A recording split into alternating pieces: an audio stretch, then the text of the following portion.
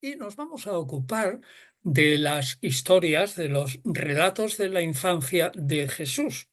Y les diré que estos cuatro capítulos, Mateo 1:2, Lucas 1:2, son para la gente ilustrada narraciones legendarias o fabulosas.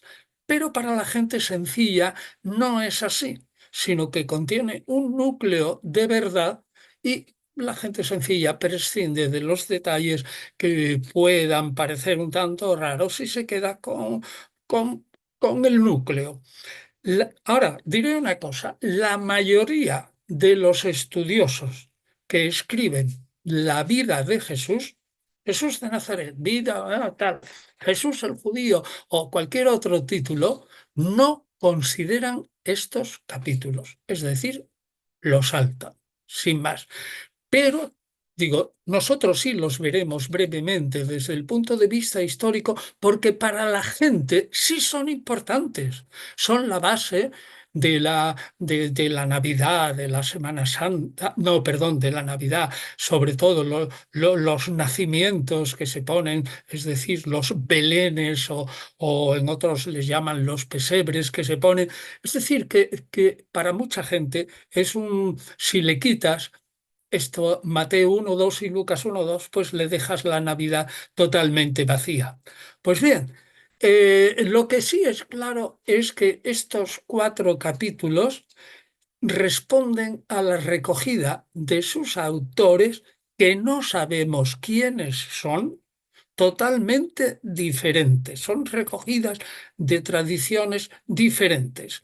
Y no hay más que mirarlos para caer en la cuenta que esas narraciones de Mateo y Lucas son independientes entre sí, pero sin embargo tienen algunas coincidencias que son esenciales. Por otra parte, aunque sean pocas, cuatro o cinco, lo cual quiere decir que hay una tradición previa que de una manera independiente ha llegado a los autores de Mateo 1:2 y Lucas 1:2, que digo, no son los mismos, aunque puedan ser discípulos, aunque haya muchas concomitancias entre Mateo, por ejemplo, la manera de estructurar el Evangelio, luego en Lucas, frases, teología similar, pero son autores distintos que pegan su obra probablemente en los inicios del siglo segundo,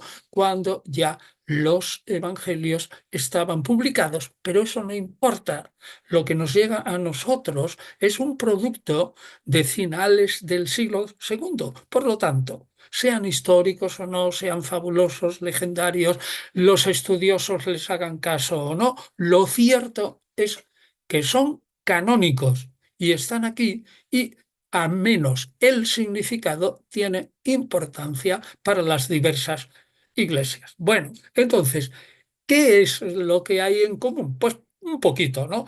Pues que los padres de Jesús se llamaban que Jesús nace de un modo sobrenatural, como otros personajes de la historia, que se habla del Espíritu Santo, que un ángel de algún modo, o a María o a José, anuncia este nacimiento, que se proclama a Jesús como Salvador y que Jesús nace bajo el reinado de Herodes el Grande. Pero el resto de esta doble historia es totalmente diferente. Las genealogías de Jesús, lo veremos, son totalmente diferentes.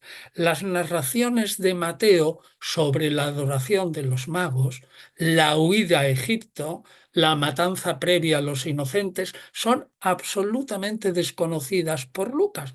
Y a la inversa, todo lo que este evangelista, entre comillas, quien sea, Lucas, el autor o quien fuere, un discípulo, eh, todo lo que se cuenta en Lucas 1:2 sobre la concepción y anuncio de el nacimiento de Juan Bautista, la visita de María a Isabel, los cantos del Magnificat, el Benedictus, el Nunc Dimittis, la visita de los ángeles a los pastores y luego la visita de los pastores a Jesús, la presentación de Jesús en el templo, Ana y Simeón, son absolutamente ignorados por Mateo. Entonces, al principio, en el siglo XIX, alguien pensó que se trataba como de dos Jesuses diferentes y que luego las historias se unieron. Pero esta teoría no tiene, es una hipótesis que no tiene sentido, es absurda. Son tradiciones muy diferentes, populares, sí, pero sobre el mismo individuo. Ahora, precisamente nosotros en el siglo XXI, si son tradiciones tan contradictorias, pues no pueden ser nítidamente historia. Detalles netamente contradictorios en los relatos evangélicos. No digo todo. Según Lucas 1,26 y 2,39, según Lucas, María vive en Nazaret y el viaje a Belén se explica por la obligación del censo imperial. En Mateo, por el contrario, no hay indicación alguna de un viaje a Belén, puesto que según Mateo, Jesús y María viven ya en Belén, donde Lucas afirma que la familia se vuelve pacíficamente a Nazaret después del nacimiento en Belén. Pero esto es totalmente inconciliable con la explicación mateana de que Jesús permanece un cierto tiempo en Belén y que luego huye precipitadamente desde allí hasta Egipto por la persecución de Herodes, que la matanza de los inocentes. Pues a propósito de esto, el relato de Mateo tiene un número notable de eventos públicos y además milagrosos que, de ser ciertos, debían de haber dejado algún rastro en otros documentos judíos o romanos, o si no, al menos en el Nuevo Testamento. Bueno, desde luego, una matanza como la de los inocentes, eso por supuesto. Y en el Nuevo Testamento, hechos tan espléndidos como la estrella que se mueve desde Jerusalén a Belén, se posa en la casa, etcétera, todo eso no aparece luego en el Nuevo Testamento para nada. La narración de Lucas tampoco se queda atrás en cosas inverosímiles, porque menciona un censo universal que es prácticamente imposible. Y no hay de él ninguna noticia, tal como está escrito en Lucas, en toda la historia Hacemos el llamado de augusta. Jesucristo hombre, en busca de ese Jesucristo el hombre. Entonces, Por favor, estoy oyendo algo. ¿Puedo seguir? De este censo en toda la historia augustea, que es enorme. Y además, Lucas describe la purificación de María de un modo que no casa bien con las costumbres judías del momento. Así que, en general, se dice estas narraciones no son historia verdadera. Entonces, ¿cómo se juzga? Bueno, unos pocos dicen, bueno, pues son historias verdaderas que se complementan unas a otras y como Dios es muy potente, pues pudo hacer que las dos cosas ocurrieran, aunque a nosotros nos parecen imposibles.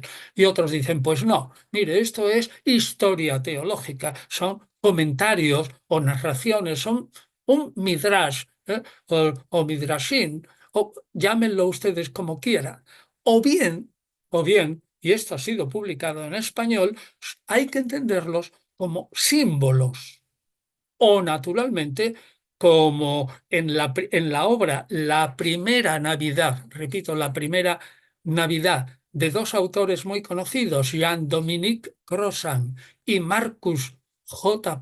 Borg, interpreta que estas historias son parábolas.